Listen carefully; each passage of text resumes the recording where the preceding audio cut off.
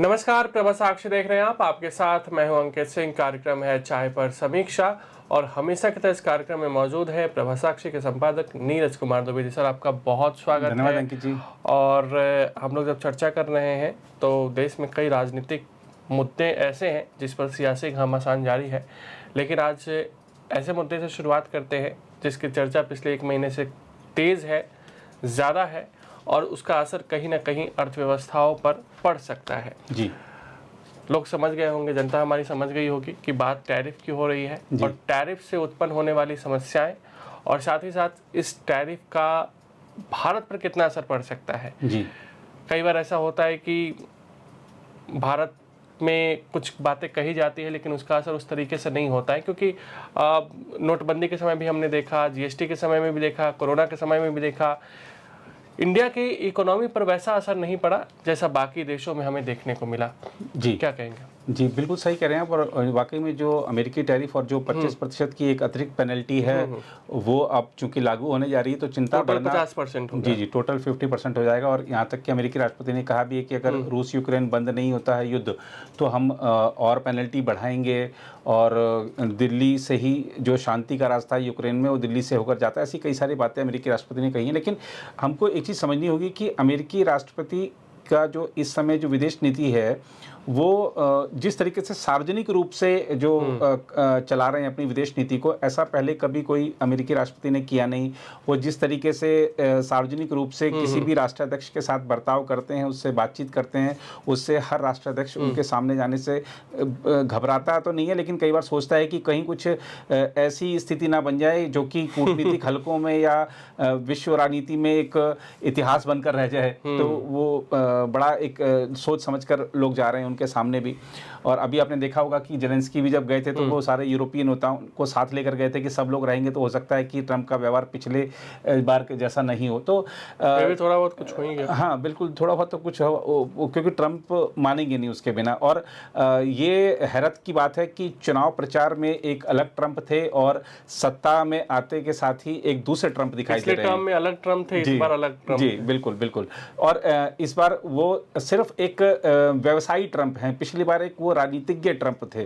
तो ये जो अंतर है व्यवसायिक का और राजनीतिज्ञ का, वो दुनिया के लिए मुश्किलें खड़ी कर रहा है। और जो लोग कहते हैं कि भाई भारत की विदेश नीति विफल हो गई है, उनको ये देखना चाहिए कि ये जो ट्रंप की जो टैरिफ वार है या जो ट्रंप की जो एक सनकी विदेश नीति है, उससे पूरी दुनिया इस समय इस जो समस्या से दो चार हो रही है, क्योंकि पूरी दुनिया में कहीं ना कहीं प्रभाव पड़ रहा है इस बात का।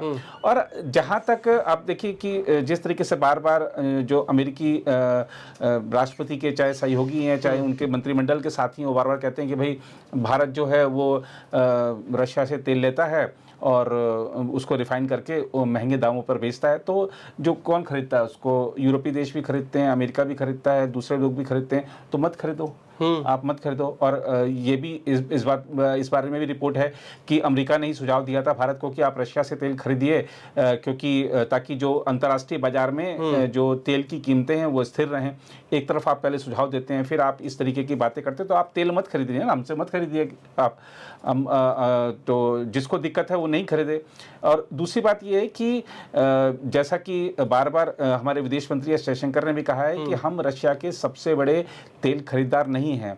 वो जो ये जो काम है वो चीन कर रहा है, चाहे गैस की बात होती है तो यूरोपीय देश कर रहे हैं। तो आप ब्लेम सिर्फ हम पर डाल रहे हैं क्योंकि आपके कुछ निजी हित हैं पाकिस्तान में अमेरिकी राष्ट्रपति के। तो ये कई चीज़ें हैं। और दूसरा बात कहता है, जो लोग विदेश नीति को विफल कहते हैं उनको मैं एक सवाल पूछना चाहता हूँ कि हम इतना भारी अमेरिकी दबाव होने के बावजूद हम अभी तक भी अपने किसानों और अपने मछुआरों के और अपने पशुपालकों के हितों की रक्षा करने में सफल हुए हैं। तो ये विफलता कहाँ है? ये तो सफलता है। और यही कारण है कि भारत दबने को भी तैयार नहीं है जी, क्योंकि उसे पता है कि हमारा तो बैकबोन तो कृषि है जी। और दूसरा बात यह है कि हमने ठीक है कि टैरिफ वार जो शुरू की है ट्रंप जी ने, उसमें बहुत सारे हमारे जो कंपनियां हैं उनको प्रभाव पड़ रहा है, लेकिन हमने तत्काल वैकल्पिक बाजारों को देखना शुरू कर दिया, ढूंढना शुरू कर दिया, ताकि हम एक जगह निर्भर नहीं रहें। और इसमें थोड़ा सा समय लग सकता है। और हमको एक चीज़ और समझनी पड़ेगी कि जो हमारे सारे उत्पादों पर टैरिफ नहीं है, बहुत ऐसे उत्पाद हैं जिन पर टैरिफ नहीं भी है, तो उस पर कोई अभी तक भी असर नहीं है। और जैसा कि अभी हम चर्चा भी कर रहे थे, आपने बताया कि डाक रोक दी गई है, तो डाक इसलिए रोकी गई है क्योंकि जो 27 तारीख से नए 25% की पेनल्टी शुरू हो रही है, तो उसमें अभी जो उनका सीमा शुल्क विभाग है उसकी तरफ से टैक्सेस को लेकर या जो शुल्कों को लेकर कोई स्पष्टता नहीं है, इसलिए नहीं भेजी जा रही है। ट्रम्प ने ऐलान कर दिया, बाकी पीछे कुछ जी होमवर्क नहीं है। जी, होमवर्क नहीं है। तो अभी इसमें थोड़ा सा हमारे को इस समय, ये जो समय है ना, ये समय आप चाहे किसी भी विचारधारा से हों, किसी भी दल से हों, लेकिन देश के साथ खड़े होने का, सरकार के साथ खड़े होने का, क्योंकि अभी हम एक कोई बीजेपी या कांग्रेस की या बीजेपी की या जो इंडिया गठबंधन है उसकी लड़ाई नहीं है। लड़ाई ये है कि हमको जो वैश्विक ताकतें दबाना चाह रही हैं, हमको उसमें एक राष्ट्रीय एकजुटता के साथ खड़े रहना है, उसका सामना करना है। और नेतृत्व कौन कर रहा है? नेतृत्व देश के प्रधानमंत्री कर रहे हैं, प्रधानमंत्री का साथ देना है। तो हम इस दबाव से जरूर मुक्त होंगे। और जैसा कि उन्होंने आह्वान किया है कि त्यौहार आ रहे हैं, तो जो अपने स्वदेशी उत्पादों पर आप जो जोर दीजिए। और हमारी तो अर्थव्यवस्था अंकित जी ऐसी है कि हमारी घरेलू ही खपत हो जाती है। वो हम अगर हम बाहर वाला जो हम सामान खरीदने का दौर कुछ समय पहले शुरू हुआ है, तो हम तो यहाँ उत्पादन करते हैं और यहीं खपा भी लेते हैं, और उससे हमारी अर्थव्यवस्था अच्छे से चल जाती है। तो हमारे को ज़्यादा चिंता करने की जरूरत नहीं है। ये जो बहुत सोशल मीडिया में या मीडिया में जो इस तरह का हवा खड़ा किया जा रहा है कि भैया प्रधानमंत्री को दबाव में ला दिया, ये कर दिया, वो कर दिया, हमारी सरकार अब तक सफल रही है। इतना भारी दबाव होने के बावजूद बहुत सारे देश झुक गए। हिंदुस्तान ना झुका था, ना झुका है, ना झुकेगा। अब बिल्कुल। और जो हमारी विरासत है उसको भी हमें देखना चाहिए जी। हमारे यहाँ आज भी वो सिस्टम है कि लोग पैसे नहीं होते, कैश नहीं होते, तो लोग अनाज देकर अपने जो उनको खरीदना होता है वो खरीदते हैं। जी, बिल्कुल। तो इस तरीके से हमारी अर्थव्यवस्थाएं चलती रही हैं, जी, आगे भी चलती रहेंगी। जी सर, संसद का मानसून सत्र खत्म हो गया है, लेकिन आखिरी 2 दिनों में हमने ज़बरदस्त हंगामा देखा। SIR को लेकर हंगामा तो था ही। अमित शाह ने संसद में गिरफ्तार PM और CM को बर्खास्त करने वाला बिल पेश किया। विपक्ष इसे ये कहने लगा कि ये तो विपक्षी शासित राज्यों को गिराने की साजिश है। प्रधानमंत्री फिर बिहार पहुंचे। उन्होंने कहा कि हम भ्रष्टाचार के खिलाफ लड़ाई लड़ना चाहते हैं, विपक्ष इसमें रोड़ा बन रहा है। प्रधानमंत्री कह रहे हैं कि जब मैंने खुद को शामिल किया उसमें, तो आपको इससे क्या दिक्कत है? जी, नहीं, बिल्कुल सही कहा प्रधानमंत्री ने। और देखिए, समय की आवश्यकता है। हमने देखा दिल्ली में उदाहरण देखा हमने कि एक मुख्यमंत्री भ्रष्टाचार के आरोप में गिरफ्तार है, वो दिल्ली से सरकार चला रहा है। अच्छा, और यहाँ पर ऐसा माहौल था कि दिल्ली में 6 महीने कैबिनेट की बैठक नहीं हुई थी। जो उपराज्यपाल तक कोई अगर चिट्ठी जानी होती थी तो उसके लिए अलग प्रक्रिया थी। तो इससे कौन प्रभावित हुआ? दिल्ली की जनता के जो हित थे वो प्रभावित हुए। ऐसी स्थिति दोबारा ना हो, और उसने वो जो घटनाक्रम था दिल्ली वाला, उसने वो कहीं एक नज़ीर ना बन जाए। दिल्ली से जो संदेश जाते हैं ना, उसको अनेक राज्यों में दोहराया जाता है, वो उसका उदाहरण दे दिया जाता है, तो वो नज़ीर ना बन जाए। दिल्ली के मुख्यमंत्री के पद पर रहते हुए अरविंद केजरीवाल ने जो कुछ किया था, तो वो नज़ीर ना बन जाए, इसलिए ये एक बिल जरूरी था। अब विपक्ष के लोग कह रहे हैं कि ये जो आप जैसा बता रहे हैं कि विपक्ष के लोग कह रहे हैं कि भाई ये विपक्षी नेताओं को निशाना बनाने के लिए किया गया है। तो देखिए, डर उसको लगेगा जिसने कुछ गलत किया होगा। अब मैं ADR की एक रिपोर्ट देख रहा था, उसमें दिखा रहे थे कि शायद तेलंगाना के CM हैं जिनके सबसे ज़्यादा केसेस हैं उनके ऊपर। तो क्या कांग्रेस को इस बात का डर है कि तेलंगाना के CM पद पर जो रेवंत रेड्डी हैं, उनके लिए आने वाले समय में मुश्किलें खड़ी हो सकती हैं? तमाम जो विपक्ष के नेता हैं और CM हैं, उनके ऊपर कई केसेस हैं, इस तरह की रिपोर्ट सामने आई हैं। 40% ऐसे CM हैं देश में। जी, 40% सही कहा आपने। तो ये जो डर है वो डर मन में होना ही चाहिए। और आप जब गद्दी पर बैठे हैं तो आप वहाँ पर जनता के खजाने की रक्षा के लिए और जनता का पैसा जनता के हित में ही खर्च हो, इस बात को सुनिश्चित करने के लिए बैठे हैं। अगर आप पर ही भ्रष्टाचार का आरोप लग रहा है तो आपको गद्दी पर रहने का हक नहीं है और आपको पद छोड़ना चाहिए। ये नहीं हो सकता लोकतंत्र में। और वो अब दौर नहीं रहा कि जेल से तब लोग चुनाव जीत जाया करते थे, जेल से लोग सरकार चला लिया करते थे। देश अब विकसित भारत बनने की ओर चल पड़ा है, तो ये जो सुधार हैं वो होने ही चाहिए और होकर रहेंगे, जैसा कि सरकार का संकल्प है। क्योंकि प्रधानमंत्री ने भी अपनी चुनावी रैली और बिहार की रैली में पहली बार उन्होंने इस मुद्दे पर कुछ बोला है, और बिहार से जो प्रधानमंत्री ने जितनी भी बातें बोली हैं वो पता है आपको, उन्होंने उससे और वो पूरा खुद किया कह है। भी रहे हैं कि कौटिल्य और चाणक्य की भूमि से, चाणक्य और आर्यवर्त की भूमि से मैं अगर कोई शपथ ले रहा हूं तो जी। उसे पूरा करने की इच्छा भी, शक्ति मुझे अंदर आ रही है। जी बिल्कुल बिल्कुल। और हमने देखा था ऑपरेशन सिंदूर के दौर से पहले भी उन्होंने यही कहा था पाकिस्तान को कि आतंकवादियों को इस बार मिट्टी में मिला दिया जाएगा, और वो संकल्प उन्होंने पूरा किया। तो बिहार से जो संकल्प लेते हैं प्रधानमंत्री, खास तौर पर उसको सिद्ध जरूर करके दिखाते हैं। वैसे तो अक्सर उनके ज़्यादातर संकल्प सिद्धि होते हैं, लेकिन बिहार खास तौर पर महत्व रखता है। अब जो हम इसकी बात करते हैं कि ये जो प्रावधान हैं ये क्या सरकार ने विपक्ष को ध्यान में रखते बनाए हैं, ऐसा नहीं है। इसमें देखिए अभी जो जनरल एक विधेयक पेश किया गया है, जेपीसी को भेज दिया गया है, और पूरा सब कुछ लोकतांत्रिक तरीके से चल रहा है। जेपीसी में सभी सदस्यों को अनुमति होगी कि आप अपनी बात रखें, नियमानुसार बात रखें। अब वो फिर जेपीसी के चेयरमैन के पास अधिकार होते हैं कि वो उसमें से मंजूर करते हैं, और बहुमत के आधार पर भी वहाँ पर फैसले होते हैं। वो भी एक मिनी संसद की तरह काम करती है जेपीसी भी। उसके बाद फिर सदन में रिपोर्ट रखी जाएगी, सदन उसको स्वीकार करता है या उसमें संशोधन करता है या वो अस्वीकार कर दी जाती है। ये सदन का अधिकार है। तो देखना होगा कि आने वाले समय में क्या होता है। लेकिन मुझे लगता है कि अभी तुरंत शायद ये विधेयक पास नहीं होने जा रहा है, क्योंकि ये जो विधेयक है एक महत्वपूर्ण विधेयक है। इस पर न सिर्फ जेपीसी चर्चा करेगी, बल्कि शायद राष्ट्रीय स्तर पर देशवासी भी चर्चा करेंगे, और फिर जो मंथन निकलेगा तो जरूर एक ना एक दिन ये कानून बनेगा। जैसे आपको अगर हम देखें तो वक्फ विधेयक था, वो भी बहुत पहले पेश कर दिया गया था, पिछले साल पेश किया गया था, लेकिन अभी वन नेशन वन इलेक्शन पे चल रहा है। वन नेशन वन इलेक्शन वो भी 2024 में पेश किया गया था। तो ऐसे बहुत सारे विधेयक हैं जो एक देश में चर्चा शुरू हो जाए उसके लिए रख दिए जाते हैं सदन में, और फिर समय आने पर जब सरकार को लगता है या लगता है कि हाँ अब बहुमत क्योंकि लोकतंत्र में सब कुछ बहुमत से होता है, और ये भी ध्यान रखा जाता है कि हम कोई कानून बनाए तो अगर कल को उसको न्यायिक चुनौती मिलती है तो वहाँ पर वो कानून रद्द ना हो जाए, इस बात का भी ध्यान रखना पड़ता है। तो ऐसे बहुत सारे अभी विचार विमर्श चलेंगे। तो लेकिन एक बहस तो शुरू हो गई है देश में, और जनमत इस बात के पक्ष में है कि चाहे प्रधानमंत्री हो, मुख्यमंत्री हो, मंत्री हो, जेल से कोई सरकार नहीं चला सकता। बिल्कुल। और क्या दिलचस्प है ना राजनीति भी सर की, वो दिल्ली ही था जिसके पहले मुख्यमंत्री ने नैतिकता के आधार पर इस्तीफा दिया था। जी बिल्कुल। और वो दिल्ली ही है जिसके मुख्यमंत्री जेल में रहे बावजूद इसके उन्होंने इस्तीफा नहीं दिया, और उसकी वजह से ये कानून आ रहा है जैसा आपने जिक्र किया था। जी जी बिल्कुल। लेकिन SIR, राहुल गांधी बिहार में यात्रा पर हैं जी।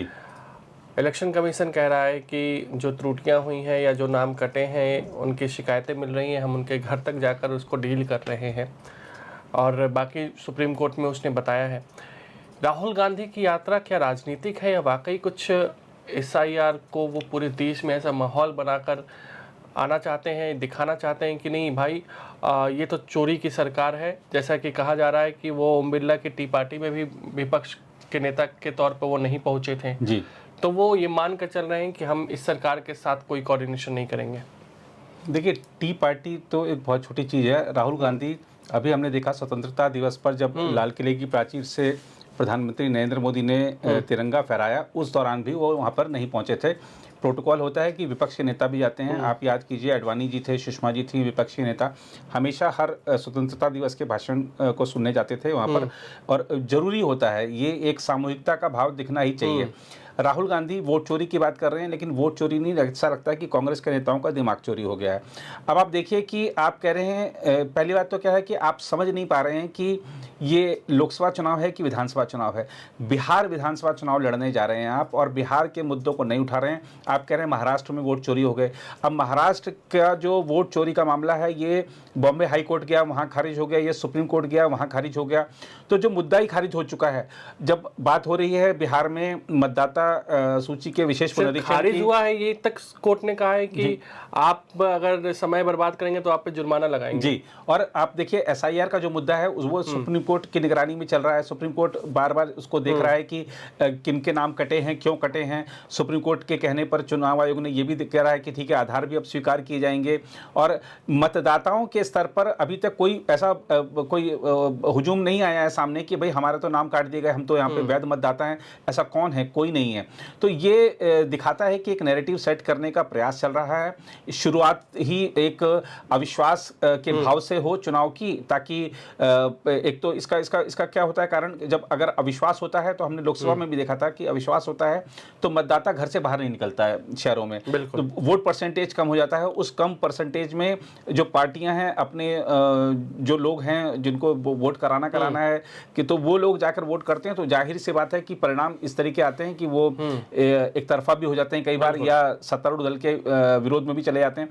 तो ये दिखा रहा है कि राहुल गांधी नासमझी कर रहे हैं, और राहुल गांधी को ये ध्यान रखना चाहिए कि जब जब वो नरेंद्र मोदी पर सीधा अटैक करते हैं तब तब उनको नुकसान होता है, और वो बार बार माफी भी मांगते हैं, वो बार बार एफिडेविट भी देते हैं। जैसे हमने देखा था कि वो राफेल के मुद्दा जब उन्होंने उठाया, और एक चीज आप देखिए, आप अंकित जी, आप एक राष्ट्रीय स्तर पर भी एक सर्वे करेंगे ना, ठीक है, राहुल गांधी के व्यक्तिगत लोग उनको पसंद करते होंगे, लेकिन राहुल गांधी के आरोपों में दम नहीं है, ये बात हर कोई जानता है। राहुल गांधी राजनीति के लिए पूरी तरह फिट हैं, ये बात आपको कहने वाले बहुत कम लोग मिलेंगे।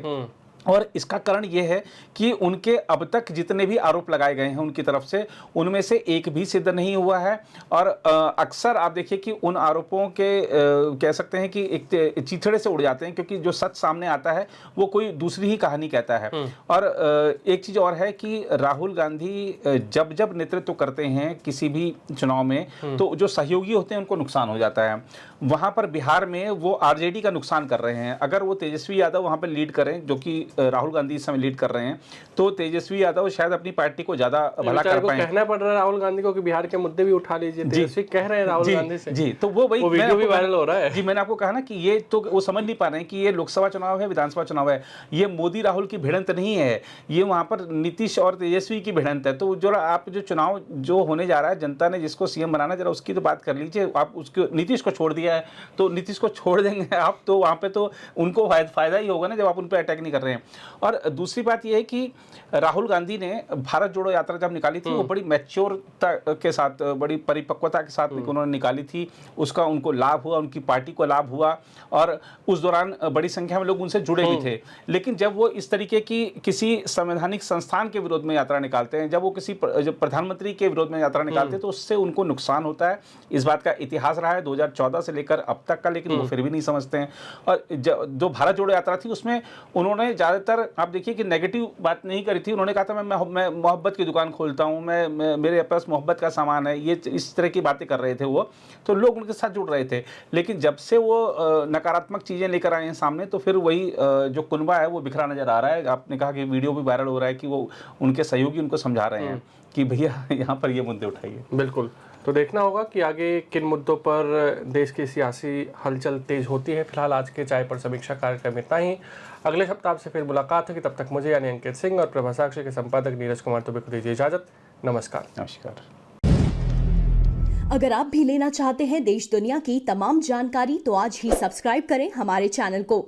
साथ ही नीचे दिए बेल आइकन को जरूर दबाएं ताकि हर अपडेट आप तक पहुंच सके।